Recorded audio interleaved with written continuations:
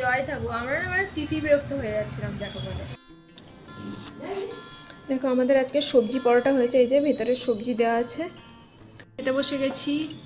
এটা হচ্ছে আমার শ্বশুরের গাছের পেঁপে দিয়ে।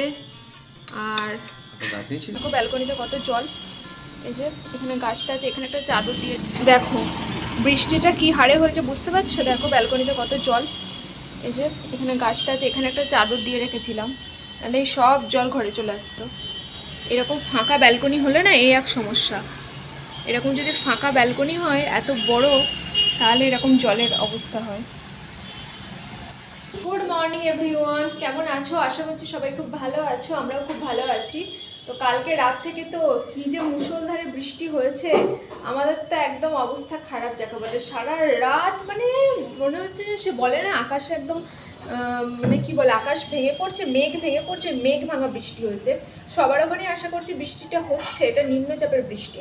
এখন অলরেডি বাজে হচ্ছে 11টার, আমাদের জামা কাপড় সব এখানে শুকাচ্ছে, আমাদের ব্রেকফাস্টও রেডি হয়ে গেছে। আর আমাদের ব্যালকনিটা তো তোমাদের দেখালাম যে এরকম ফাঁকা ব্যালকনি হলে কি অবস্থা হয়।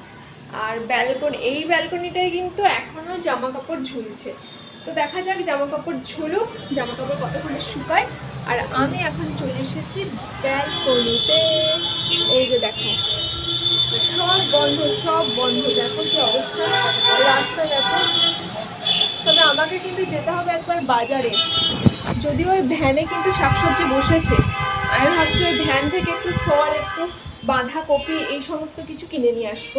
আর এখন হচ্ছে 11টা 5 বাজে, আমরা অলরেডি খুব লেট আজকে। আর এখন আমরা করবো ব্রেকফাস্ট। আজকে ব্রেকফাস্ট হচ্ছে আমাদের পরোটা, আর কালকের একটু কুঁদরি ভাজা ছিল, পরোটার মাঝখানে কুঁদরি ভাজা দিয়ে দেওয়া হয়েছে। এই যে আমাদের ব্রেকফাস্ট হয়ে গেছে রেডি। এটা হচ্ছে পরোটা, এর ভেতরে কিন্তু আলুর পুর দেওয়া আছে। আর আজকে তোমাদের দাদাভাই পরোটা খাবে, প্লাস খাবে হচ্ছে এই যে ডিমটা গলে গেছে, এই দুটোই খাবে। দেখো আমাদের আজকে সবজি পরোটা হয়েছে, এই যে ভেতরে সবজি দেওয়া আছে। তো খেতে কিন্তু খুবই ভালো হয়, আগেও আমরা খেয়েছি। তো এটা শুধুই তোমাদের খাওয়া হয়ে যাবে, এর সাথে কিছুই লাগবে না। এটা কিন্তু আমরা আটা দিয়ে বানিয়েছি।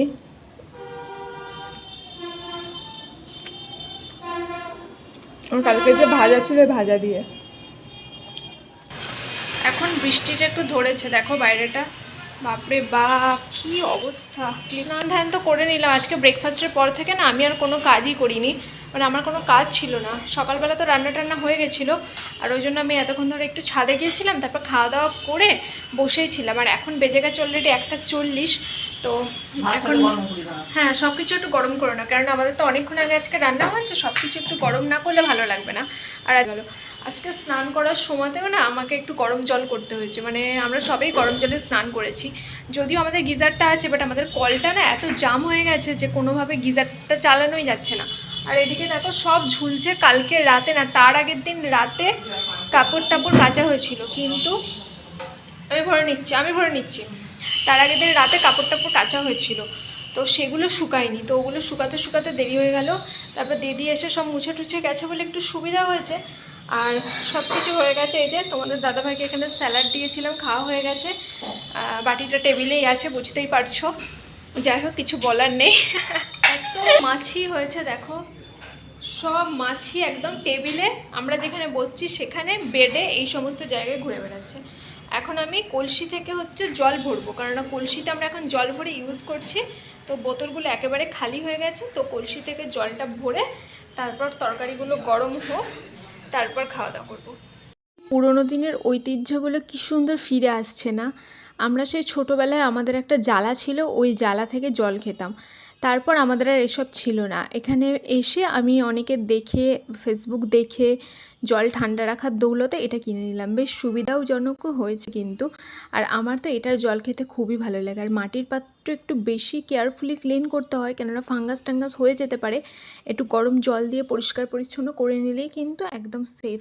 আর দেখো জল পড়েও গেছে, এরকম সাদা ইয়েতে না আমি একটু জল ফেলে রাখি না। এত বড় বড় বিপদের কথা শুনছি, তাই খুব ভয়ও হয়ে। জল ভরার পরের কাজটাই তো খাওয়া, তো খেতে বসে গেছি। এখানে আছে কুমড়ো দিয়ে আর ঢ্যাঁড়স দিয়ে আলু দিয়ে একটা তরকারি, যে কুমড়োটা বাড়ি থেকে নিয়ে এসেছিলাম। তো এই সমস্ত জিনিস খুব একটা বেশি খাওয়া হয় না, মানে কুমড়ো আমরা কিনি না বললেই চলে। আমাদের সবজিতে সব কিছু আসে, বাট কুমড়ো কেনা হয় না। কেন বুঝতে পারি না। তোমাদের দাদাভাই কোনো দিনই কুমড়ো কিনে নিয়ে আসে না, আর আমি যখন কিনতে যাই আমারও কুমড়োটা চোখে পড়ে না। কিন্তু কুমড়ো আমার খেতে ভালো লাগে, বাট কখনো কিনিনি। এটার কারণটা না আমি সত্যি বুঝতে পারি না। আর হয়েছে মাছের ঝোল, অর্ধেক ভাত খাওয়া হয়ে গেছে সবজি দিয়ে, তারপর খাচ্ছি মাছ দিয়ে ভাত। আর বর্ষার দিনে সত্যি কথা বলতে কি মাছ ভালো লাগে না, তবে এখন তো আমরা মানে মাছটাই বেশি খাচ্ছি, ওই জন্য বর্ষা হোক আর গরম হোক মাছের ঝোলটাই খেতে হবে। তবে ভাবছি বিভিন্ন রকমভাবে মাছের আইটেম এবার ট্রাই করব।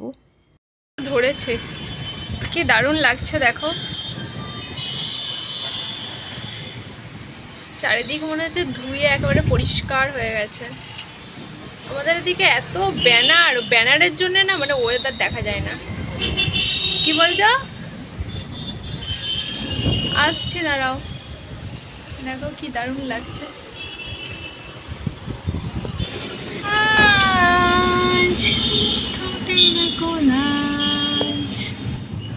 এত বৃষ্টি হচ্ছিল কাল থেকে, মানে আমরা ধরো এখানে থাকি তো আমাদের এখানে খুব একটা বৃষ্টি নেই, কি যে মাইক বাজছে কে জানে। তো সকাল থেকে মানে কাল থেকে এত বৃষ্টি হচ্ছে কনস্ট্যান্ট, যতই গরম থাকুক আর জয় থাকুক আমরা না মানে তিতি বিরক্ত হয়ে যাচ্ছিলাম যাকে বলে। সিকিম টিকিমে নর্থে যখন বৃষ্টি হয় ওগুলোর সাথে ওরা অভ্যস্ত, কিন্তু আমরা তো অভ্যস্ত নয়। তো আমার তো খুবই অস্বস্তি হচ্ছিল। এখন বেশ ঝরঝরে হয়েছে, এই যে দেখো আমাদের ব্যালকনি সব ঝরঝরে হয়েছে, বাইরেটাও কি সুন্দর দেখো, লাইট জ্বলছে। আর কালকে তো মানে আমাদের এই পাশের মানে যে বিরিয়ানির দোকান আছে ওটা রাত 11টা সাড়ে 11টায় বন্ধ হয়। কালকে 10টা সাড়ে 10টা বাজতে না বাজতেই বন্ধ হয়ে গেছে, রাস্তাটা শুনশান, মানে কি খারাপ লাগছিল। আর আজকে মনে হচ্ছে একটু নর্মাল পরিস্থিতি হয়েছে।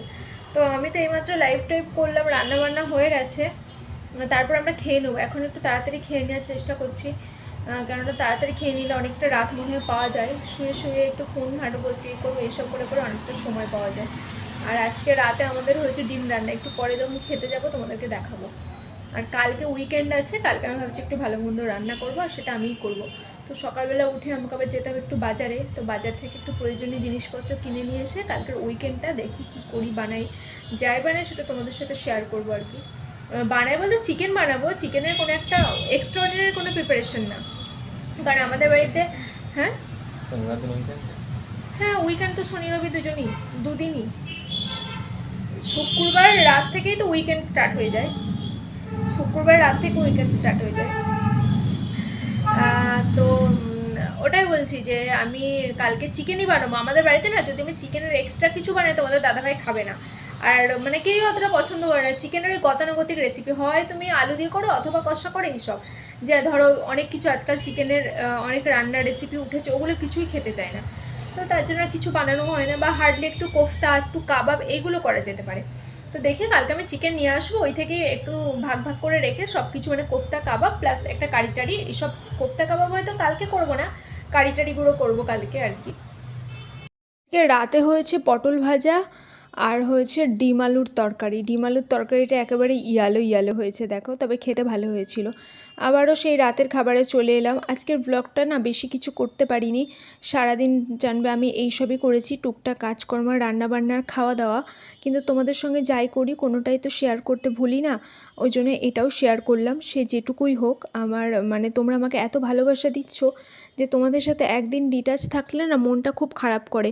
আজকেও হয়তো আমি এডিট করতে পারতাম না, বাট অনেক সময় বার করে মনের জোর নিয়ে এডিটিংয়ে বসে গেছি, তাই হয়তো এই ভিডিওটা আজকে যাবে। তো এখন রাত হয়ে গেছে, এখন আমি জল ভরে নিচ্ছি আর খেয়েই নেব। আসলে আজকে শরীরটাও মানে বুঝতেই পারছো দেখে, মানে সব কিছু মিলিয়ে কোনো কিছুই মানে ভালো লাগছে না। মানুষের জীবনে তো এরকম সবসময়ই থাকে, ভালো না, ভালো লাগছে না, খারাপ লাগছে, এরকম ব্যাপার। ওই জন্য ওই আর কি, তার মধ্যেও সব কিছু চলবে।